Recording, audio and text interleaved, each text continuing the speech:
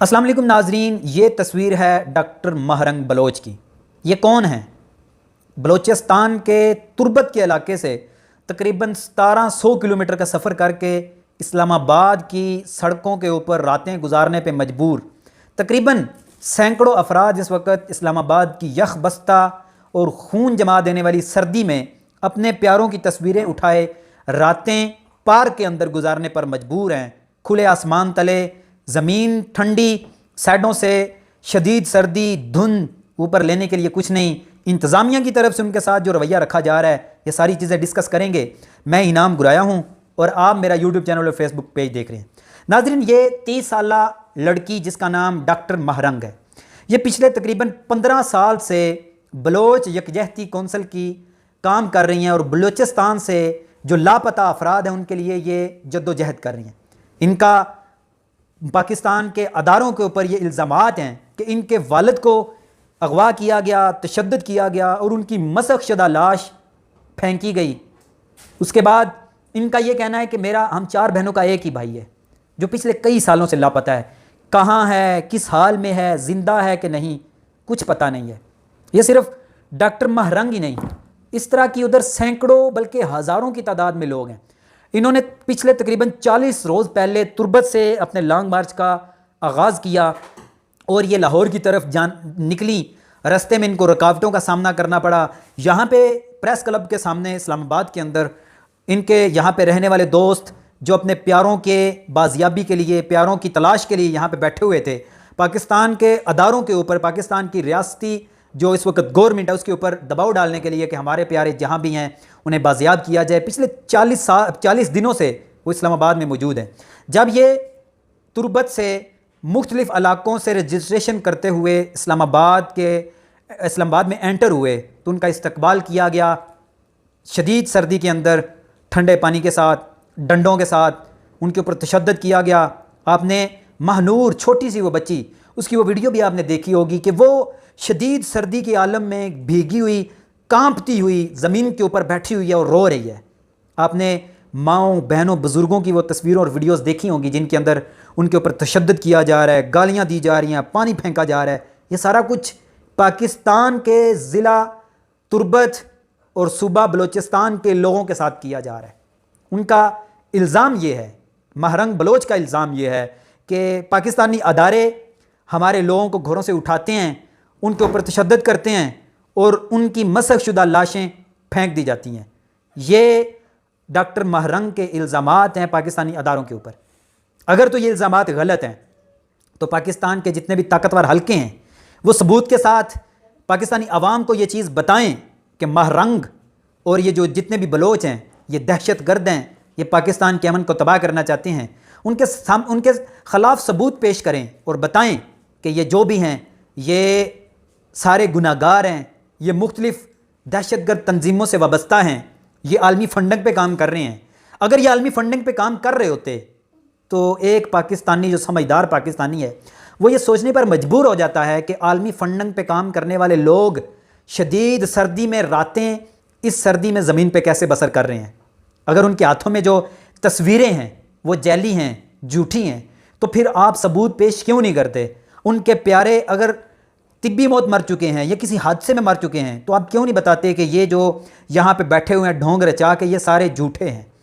आप पाकिस्तानी आवाम को ये क्यों नहीं बताते कि महरंग बलोच जो हज़ारों लोगों की इस वक्त बल्कि लाखों लोगों की क़यादत कर रही है, महरंग बलोच झूठी है। यह मुल्की अदारों के ऊपर इल्ज़ामात तो लगा रही है लेकिन इनका हकीकत से कोई ताल्लुक़ नहीं है। लेकिन पिछले तकरीबन कई दिनों से मैं ख़ुद मुसलसल बलोच धरने में जा रहा हूँ, वहाँ पे लोगों से बातें भी कर रहा हूँ। व्हील चेयर पर बैठा हुआ एक शख्स पिछले कई सालों से अपने भाई को तलाश कर रहा है, जिसको दर्जी की दुकान से कपड़े सिलाई करते हुए वो कहता है कि कपड़े सिलाई करते हुए चंद वर्दी वाले लोग आए, उठाया, गाड़ी में डाला और ले गए। हमें उसके बाद नहीं पता ज़िंदा है कि मर गया है। वहाँ पे तकरीबन 70-75 साल का एक बुज़ुर्ग अपने जवान बेटे की तस्वीर उठाए, ये दुहाई दे रहा है कि मेरा बेटा तो एक स्पोर्ट्समैन है और उसे फुटबॉल खेलते हुए उठाया गया है। उसने क्या जुर्म किया है हमें बताया जाए। पाकिस्तान की अदालतें मौजूद हैं, अदालतों में पेश किया जाए। अगर वो मुजरिम है तो उसे सज़ा दी जाए, نہیں تو کیوں ایک بے گناہ بندے کو آپ اس طرح غائب کرتے ہیں؟ کیوں آپ اس طرح ایک بے گناہ بندے کو پابند سلاسل کرتے ہیں یا ایک بندے کو غائب ہی کر دیتے ہیں؟ اور اس کے اوپر کیا تشدد کیا جا رہا ہے، کیا ظلم کیا جا رہا ہے، یہ وہی جانتا ہے، یا جو کر رہے ہیں وہی جانتے ہیں۔ یہ ایک کہانی نہیں، اس طرح کی ہزاروں کہانیاں ہیں جو اس وقت نیشنل پریس کلب اسلام آباد کے سامنے موجود ہیں، جہاں پہ لوگ اس وقت اپنے پیاروں کو کھوجنے کے لیے اسلام آباد کی یخ بستہ سردی میں راتیں سڑکوں پر گزارنے پر مجبور ہیں،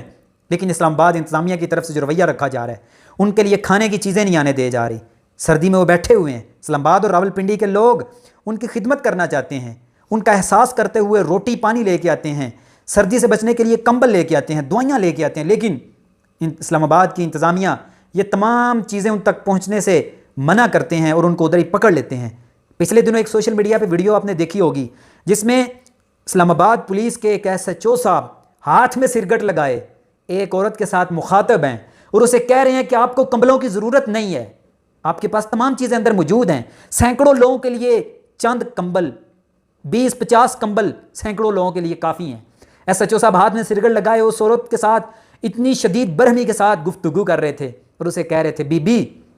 تینوں ویڈیو بنان دا شوق ہے تو ویڈیو بنا، ہاتھ میں سرگٹ، جو کہ تمباکو نوشی پاکستان کے قانون کے مطابق مضر صحت ہے، یہ غیر قانونی ہے، اور اسلام آباد پولیس کی وردی پہنا وہ نوجوان ہاتھ میں سرگٹ لگائے تمام یہاں پہ بیٹھے ہوئے لوگوں کو یہ باور کروا رہا ہے کہ آپ کی کوئی اوقات نہیں، آپ کی کوئی حیثیت نہیں ہے، آپ ہمارے سامنے کیڑے مکوڑے ہیں، ہم جب چاہیں آپ کو کچل دیں۔ پاکستان کا ایک نگران وزیر اعظم جس کی کوئی وقت نہیں ہوتی، جس کی کوئی اوقات نہیں ہوتی، جو کہ مینیڈیٹ کے ساتھ نہیں آیا ہوتا، پرچی کے اوپر لکھ کے بنایا گیا وزیر اعظم، دھمکیاں دے رہا ہے کہ جو لوگ بلوچ دھرنے میں آئے ہوئے لوگوں کے ساتھ ہمدردی رکھتا ہے وہ ان کے ساتھ بیٹھے تاکہ ہمیں بھی پتہ چلے کہ کون ان کے ساتھ ہے، کون ہمارے ساتھ ہے۔ وہاں پہ عمران ریاض پہنچے، ہاتھ باندھ کے ان کے سامنے اس نے معافی مانگی ڈاکٹر مہرنگ سے کہ میں آپ کے خلاف بولتا رہا، میں جانتا ہوں 4 مہینے کی قید کے بعد میں جانتا ہوں کہ آپ کے اوپر کیا مظالم ڈھائے جا رہے ہیں یا آپ کے پیارے جو ہیں وہ کس حال میں ہیں۔ وہاں پہ بیٹھی ہوئی خواتین، ایسی خواتین بھی ہیں جو پچھلے کئی سالوں سے 20 سالوں سے وہ اپنے خاوند کا انتظار کر رہی ہیں، اور وہ مولویوں سے جا کے یہ پوچھتی ہیں، فتویٰ مانگتی ہیں کہ مولوی صاحب ہمیں بتائیں 20 سال سے ہمارا خاوند لاپتہ ہے، کیا ہم دوسری شادی کر سکتی ہیں؟ جاپان میں آنے والا زلزلہ ہمیں یہ وارننگ دے رہا ہے کہ اگر انصاف، لاقانونیت، انسانی ہمدردی کو آپ نے سامنے نہ رکھا تو زمین صرف ہلنے کی دیر ہے۔ یہ تمام بلند و بالا جو بلو ایریا کے اندر عمارتیں ہیں، جن کے اندر ان کے فلیٹ ہیں، اور ان فلیٹس کے اندر کیا کچھ ہوتا ہے ساری دنیا جانتی ہے، وہ مٹی کا ڈھیر بن جائیں گے اور کوئی ان کو بچانے والا نہیں ہوگا۔ اسی لیے حامد میر جو ہیں وہ ہر روز ان کے لیے آواز اٹھا رہے ہیں، ڈیجیٹل میڈیا کے لوگ ان کے لیے روز آواز اٹھا رہے ہیں، ڈاکٹر مہرنگ خود بھی روتی ہے، آنے والوں کے گلے لگ کے ان کو بھی رلاتی ہے، اور ہر عورت، ہر مرد، نوجوان، بچہ ڈاکٹر مہرنگ کو اس وقت اپنا مسیحا سمجھ رہے ہیں۔ یا ڈاکٹر مہرنگ ایک بہادر لڑکی ہے، اور اس وقت سوشل میڈیا پہ عمران خان دوسرے نمبر پہ چلا گیا ہے اور پہلے نمبر پہ ڈاکٹر مہرنگ ہیں، اور اس وقت نہ صرف پاکستان بلکہ پوری دنیا ڈاکٹر مہرنگ کو خراج عقیدت پیش کر رہی ہے، جس نے نہ صرف بلوچوں کا بلکہ پورے پاکستان سے غائب ہونے والے افراد کا مقدمہ اس وقت اسلام آباد کے اندر لڑنے کی ٹھانی ہوئی ہے، اور شدید سردی کے اندر بھی وہ وہاں پہ بیٹھی ہوئی ہے۔ میں اپنی تمام دیکھنے والے دوستوں سے ریکویسٹ کرتا ہوں، خدا را وہاں پہ ہم جاتے ہیں، ہم پوری طرح اپنی تیاری کر کے جاتے ہیں، جیکٹ، کوٹ، شوز، ٹوپی گرم، ہاتھوں پہ گلوز پہن کے جاتے ہیں، لیکن پھر بھی ہم وہاں پہ ٹھٹر رہے ہوتے ہیں۔ وہاں پہ بیٹھے ہوئے لوگوں کا خیال کریں، ان کے لیے کمبل،